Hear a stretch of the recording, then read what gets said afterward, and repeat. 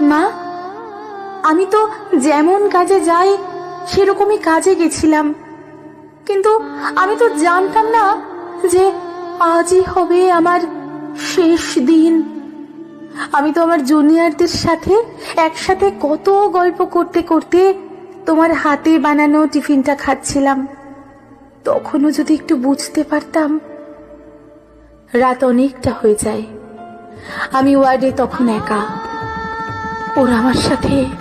ছি মা, আমার খুব কষ্ট হচ্ছিল জানো তো। অনেকবার আমি বারণ করেছিলাম, চিৎকার করেছিলাম, বাঁচাও বাঁচাও, কে আছো, আমাকে বাঁচাও।